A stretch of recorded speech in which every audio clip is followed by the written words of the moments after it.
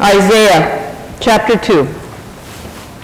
The word that Isaiah, son of Amos, saw concerning Judah and Jerusalem. In days to come, the mountain of the Lord's house shall be established as the highest of the mountains, and shall be raised above the hills. All the nations shall stream to it. Many peoples shall come and say, Come, let us go up to the mountain of the Lord, to the house of the God of Jacob, that he may teach us his ways, and that we may walk in his paths. For out of Zion shall go forth instruction, and the word of the Lord from Jerusalem. God shall judge between the nations, and shall arbitrate for many peoples.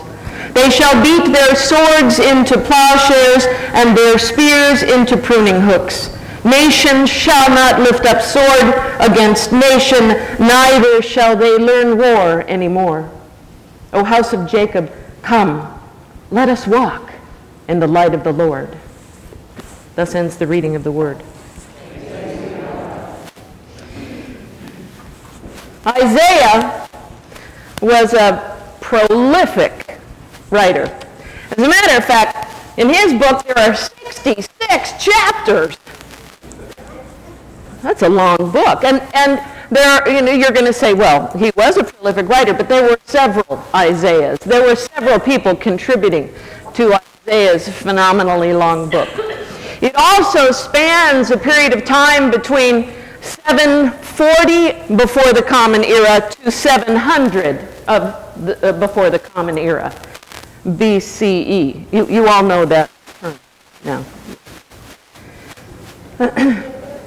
Anyway, over a 60-year period, this book was written.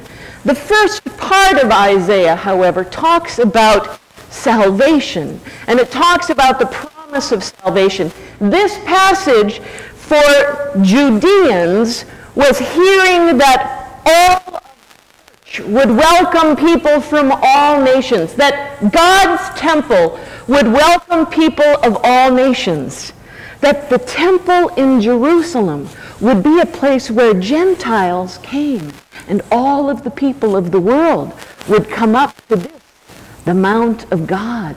This was the promised hope. But were the people of God listening?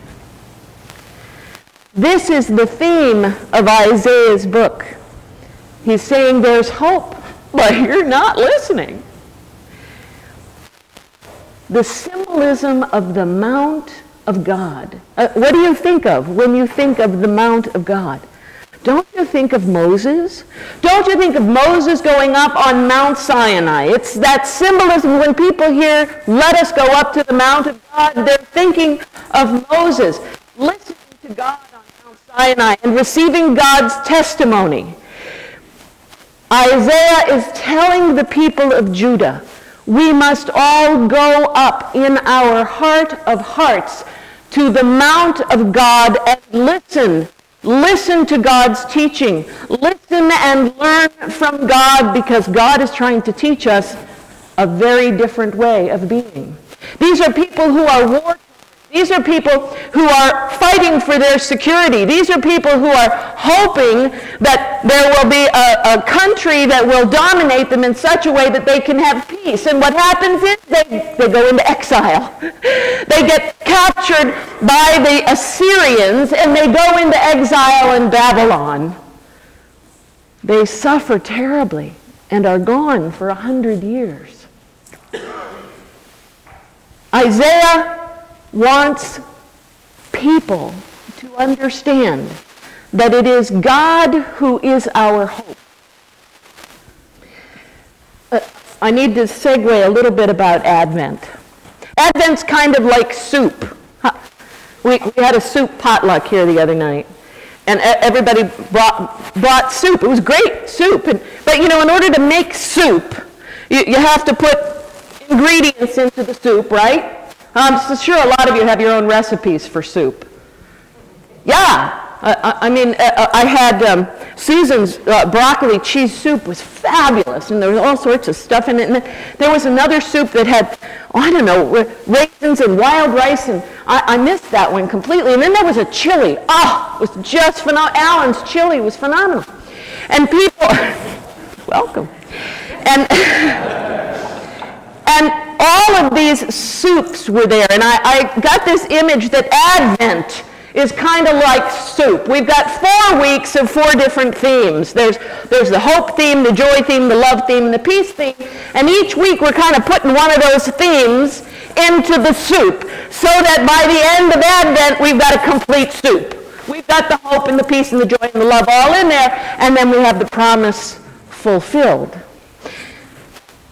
Just like you and I make soup, the ingredients to the soup for Advent aren't just on some spiritual grocery store shelf.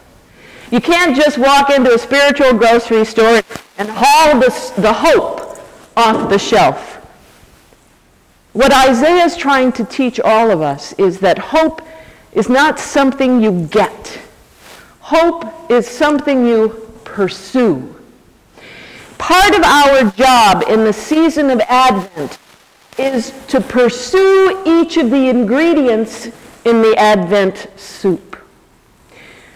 In order for us to pursue hope, Isaiah is saying we must listen to God.